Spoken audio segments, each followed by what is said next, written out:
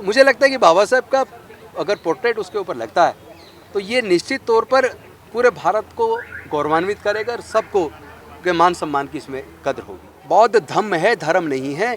वो वैज्ञानिक दृष्टिकोण से चलता है। उसमें सबके लिए समता, स्वतंत्रता, बंधुता, न्याय, प्रज्ञा, शील, करुणा और मैत्री की बात है।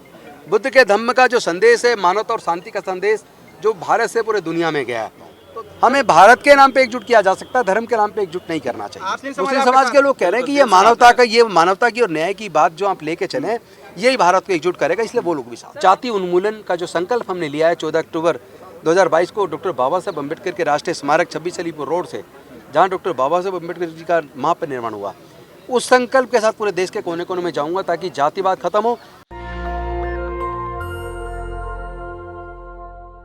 जी की तस्वीर होनी चाहिए अलग। देखिए, हर किसी का अपना अपना मत है और मेरा ये मानना है कि अगर धर्म के आधार पर चुने तो सभी धर्मों के मानने वाले लोगों की आस्थाओं के का उसमें चिन्ह होना चाहिए, लेकिन अगर ईमानदारी से चुने तो दुनिया के सबसे बड़े इकोनॉमिस्ट डॉक्टर बाबा साहब अम्बेडकर रहे हैं।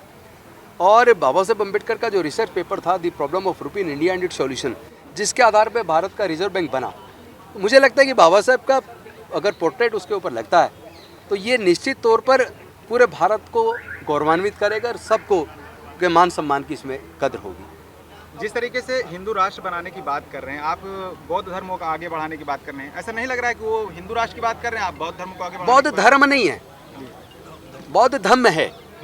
धम्म में और धर्म में अंतर है, पहले अंतर करना सीखिए।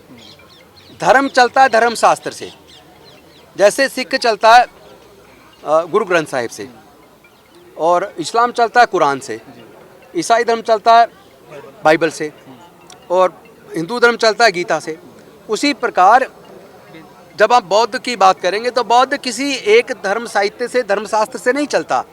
बौद्ध धम्म है, धर्म नहीं है। वो वैज्ञानिक दृष्टिकोण से चलता है। उसमें सबके लिए समता, स्वतंत्रता, बंधुता, न्याय, प्रज्ञा, शील, करुणा और मैत्री की बात है। बुद्ध के धम्म का जो संदेश है, मानवता और शांति का संदेश, जो भारत से पूरे दुनिया में गया है। तो धम्म को और धर्म से आप प्लीज अंतर कीजिए। हम धार्मिक राष्ट्र बनाने की बात ही नहीं कर रहे हैं। हिंदू धर्म में कमी क्या है जो आप उसकी प्रतिक्रिया ले रहे हैं और हिंदू धर्म को छोड़ने की बात कर रहे हैं? देखिए, आपके लोग छोड़ रहे हैं। सबसे बड़ी कमी है अभी भी वो वर्ण और जाति में बटा है। हाँ। वहाँ अभी भी छुआछूत है। वहाँ अभी भी दलितों की, आदिवासियों की, पिछड़े वर्ग के लोगों की मंदिर प्रवेश पर हत्याएं हो रही हैं। मूर्ति छू लेने पर हत्या हो रही है, मूंछ रखने पर, घड़ा छू लेने पर हत्या हो रही है। तो ये जो अगर कोई हिंदू है तो हिंदू की होने के बावजूद इसका मंदिर प्रवेश पर, मूर्ति छूने पर, मूंछ रखने पर, घड़ा छूने पर हत्या क्यों हो रही है? घोड़ी छूने पर उनके बरात में हमले क्यों हो रहे हैं? मैं समझता हूँ कि ये अपना दिमाग खोलने की ज़रूरत है। मैं किसी धर्म के या धर्म के आस्था के खिलाफ नहीं हूँ, मैं विषमता के खिलाफ हूँ, मैं अन्याय के खिलाफ। सर, बीजेपी तो कह रही है कि सारे हिंदू एक हैं। बीजेपी क्या कहते हैं? बीजेपी की सोच है। क्या देश के लोग ये स्वीकार करते हैं? देश के लोग तो ये बात स्वीकार नहीं करते हैं। हम भारतवासी एक हैं, ये मैं कह सकता हूँ। हमें भारत के नाम पे एकजुट किया जा सकता है, धर्म के नाम पे एकजुट नहीं करना चाहिए। आपके समाज के लोग आपके साथ हैं? इस पूरे मेरे समाज के लिए पूरे जो मानवतावादी लोग हैं, दलित, पिछड़े, आदिवासी, अल्पसंख्यक के साथ साथ जो अन्य जातियों और धर्म के मानने वाले लोग, जो मानवतावादी लोग हैं, जो समता और न्याय में भरोसा रखते हैं, वो सब बहुत बड़ी मात्रा में मेरे साथ हैं। जैसा कि अब जैन साहब हमारे, रमेश जैन जी, वो मेरे साथ हैं। इन्होंने उस दिन दीक्षा ली।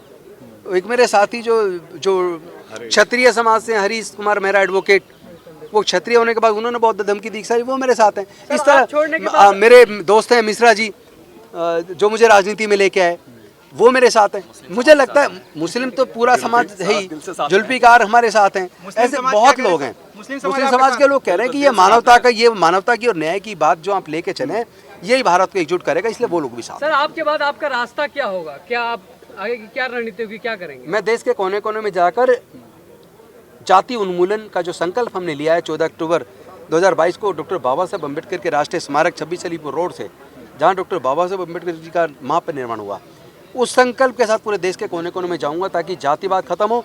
और सबसे पहले तो दलित, पिछड़ों, आदिवासियों के अंदर, अपने अंदर फैला जातिवाद खत्म हो।